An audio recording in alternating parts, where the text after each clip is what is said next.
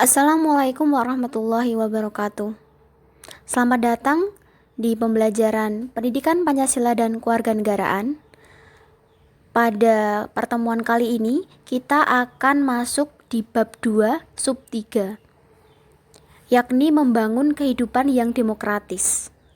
Nah, sebelumnya kalian kan sudah belajar mengenai hakikat demokrasi, kemudian dinamika penerapan Pancasila atau demokrasi Pancasila dari masa ke masa, mulai dari awal kemerdekaan sampai pada periode 98 sampai sekarang. Nah, pada kali ini kita akan masuk di sub 3-nya, yaitu membangun kehidupan yang demokratis.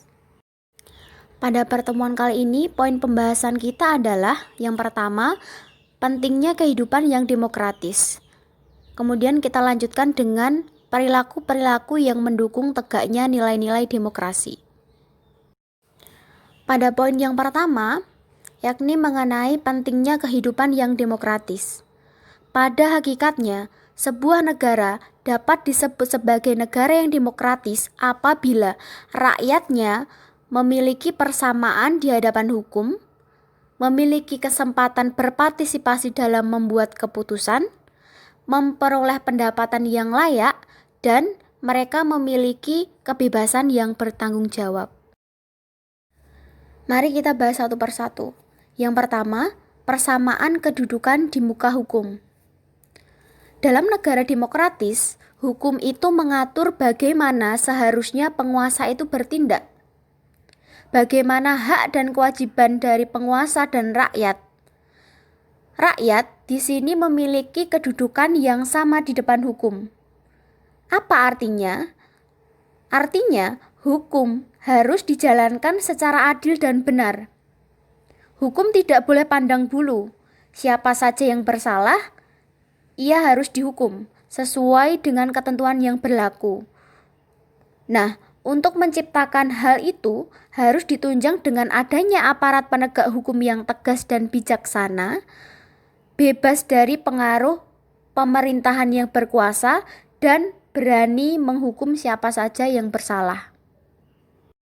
Yang kedua, rakyat dapat berpartisipasi dalam pembuatan keputusan. Dalam negara demokrasi, kekuasaan tertinggi itu berada di tangan rakyat, dan pemerintahan dijalankan sesuai kehendak rakyat. Aspirasi dan kemauan rakyat itu dipenuhi berdasarkan konstitusi. Para pembuat kebijakan memperhatikan seluruh aspirasi rakyat yang berkembang. Dan kebijakan yang dikeluarkan harus dapat mewakili kepentingan rakyat yang beragam. Contohnya apa?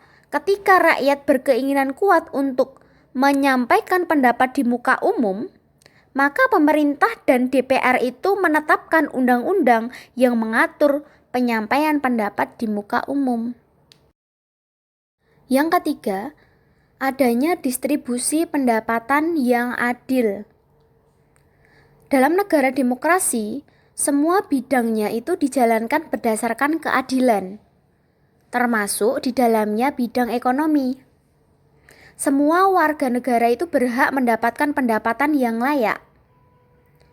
Dan pemerintah wajib memberikan bantuan bagi fakir miskin atau mereka yang berpendapatan rendah. Misalnya, dengan program pemberian bantuan langsung tunai dan lain sebagainya. Yang keempat, rakyat memiliki kebebasan yang bertanggung jawab. Dalam negara yang demokratis, ada 4 kebebasan yang sangat penting, yakni kebebasan beragama, kebebasan pers, kebebasan mengeluarkan pendapat, dan kebebasan berkumpul. Keempat kebebasan ini itu dijamin keberadaannya oleh negara.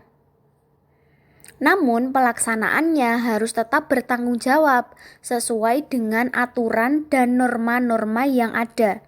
Dengan kata lain, kebebasan yang dikembangkan adalah kebebasan yang tak terbatas, yaitu kebebasan yang dibatasi oleh aturan dan kebebasan yang dimiliki orang lain. kita menuju ke poin pembahasan kedua, yaitu mengenai perilaku-perilaku yang mendukung tegaknya nilai-nilai demokrasi. Ini saya sebutkan 5, sebenarnya masih banyak. Yang pertama, membiasakan diri berbuat sesuai aturan. Walaupun kita memiliki hak, walaupun kita memiliki kebebasan, namun kita harus tetap sesuaikan dengan aturan, sesuaikan dengan norma-norma yang berlaku, baik di masyarakat maupun dalam kehidupan berbangsa dan bernegara. Jadi tidak semena-mena. Kemudian yang kedua adalah membiasakan diri untuk bertindak demokratis. Maksudnya adalah ketika misalnya dalam pengambilan keputusan itu utamakan dulu musyawarah, baru nanti bisa misalnya tidak terjadi kesepakatan di musyawarah itu bisa dilakukan voting dan lain sebagainya. Kemudian yang ketiga, membiasakan diri untuk selalu menggunakan akal sehat dan hati nurani dalam musyawarah. Ketika musyawarah itu berlangsung, itu kita harus menjadi orang yang netral dulu.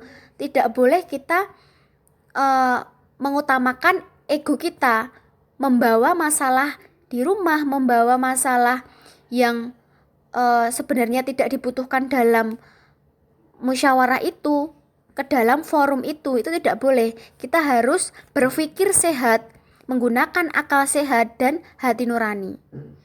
Nah, kemudian yang keempat, perilakunya apa? Menggunakan kebebasan yang bertanggung jawab. Kebebasan yang bertanggung jawab itu yang seperti apa? Kebebasan yang tidak tak terbatas. Artinya apa? Kebebasan yang dibatasi oleh aturan dan kebebasan yang dimiliki orang lain. Jadi kamu bebas untuk melakukan sesuatu, tapi ada batasnya. Batasnya apa? Yaitu aturan. Jadi kita tidak boleh misalnya ketika demonstrasi itu memang kebebasan, kamu boleh melakukan demonstrasi. Namun ada aturannya, misalnya tidak boleh untuk menggunakan kekerasan, tidak boleh menggunakan senjata tajam. Nah, itu aturan. Kalau itu dilanggar akan berbahaya untuk orang lain. Seperti itu. Nah, kemudian yang kelima adalah menghormati hak orang lain dalam menyampaikan pendapat. Seringkali orang yang aktif dalam jejak pendapat itu mengabaikan hak orang lain untuk menyampaikan pendapat. Ada yang merasa benar, sudah benar pendapatnya, sehingga dia tidak mau lagi untuk mendengarkan pendapat orang lain. Itu tidak boleh. Karena itu merupakan perilaku yang tidak mendukung tegaknya nilai-nilai demokrasi. Jadi kita harus menghormati satu sama lain, walaupun berbeda pendapatnya, itu kita tetap harus menghormati. Sekian pembelajaran kita pada sub 3 ini. Kurang lebihnya saya mohon maaf. Wassalamualaikum warahmatullahi wabarakatuh.